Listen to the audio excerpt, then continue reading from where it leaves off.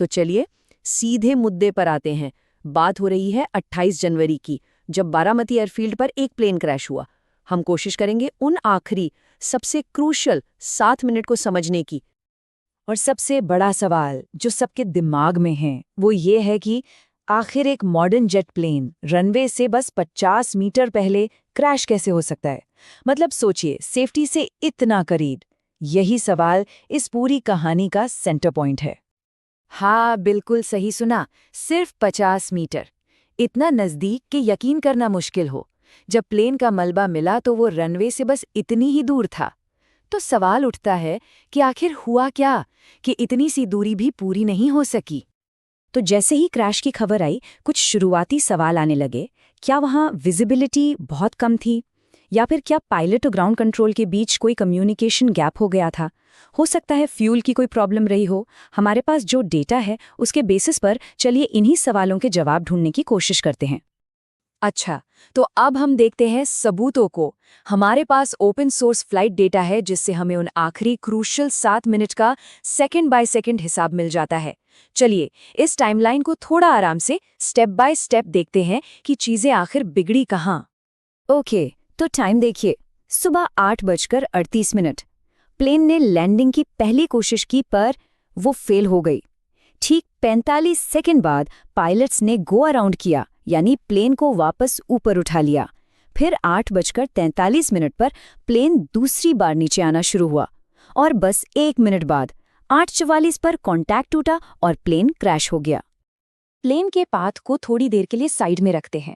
अब फोकस करते हैं उस कम्युनिकेशन पर जो फ्लाइट क्रू और वहां के टेम्पररी एयर ट्रैफिक कंट्रोल के बीच हो रही थी, क्योंकि यहीं से कहानी में एक नया मोड़ आता है और कुछ इंपॉर्टेंट क्लूज मिलते हैं। क्रू को इंस्ट्रक्शन मिला था VMC कंडीशंस में लैंड करने का। अब इसका सीधा सा मतलब यह है कि सारी जिम्मेदारी पायलट्स पर थी। उन्हें अपनी आंखों से रनवे देखकर ही सेफ लैंडिंग करनी थी। तो VMC ये है क्या चीज़? इसका फुल फॉर्म है विजुअल मीटियोरोलॉजिकल कंडीशंस। एविएशन में ये बहुत कॉमन टर्म है।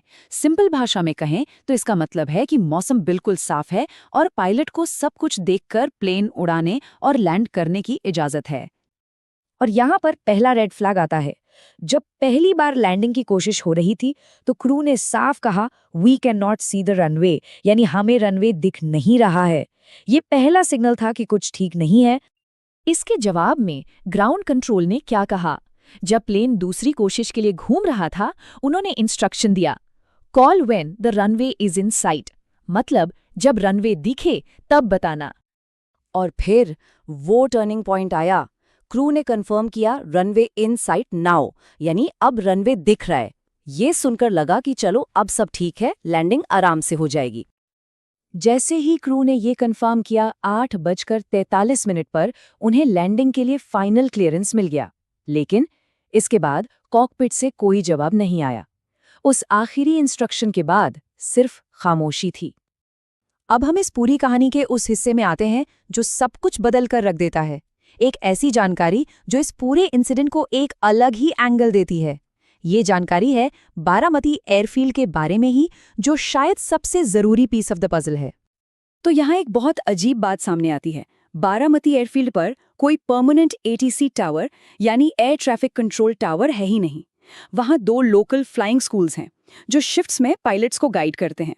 अब सोचिए, ये जो टेम्पररी सिस्टम है एक नॉर्मल एयरपोर्ट से कितना अलग है। ऐसे में कम्युनिकेशन गैप या गलतफहमी होने का रिस्क कितना बढ़ जाता है, और शायद इस हादसे में इसका बहुत बड़ा रोल हो।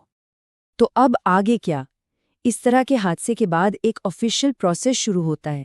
चलिए देखते हैं कि अब इसकी जांच कौन करेगा और कैसे होगी। इस केस की इन्वेस्टिगेशन अब AAIB यानी एयरक्राफ्ट एक्सीडेंट इन्वेस्टिगेशन ब्यूरो के पास है। ये वही एजेंसी है जो देश में होने वाले सारे सीरियस एविएशन एक्सीडेंट्स की जांच करती है। और खबर यह है कि AAIB के डायरेक्टर जनरल खुद क्रैश साइट पर जाकर मामले की तह तक जाएंगे।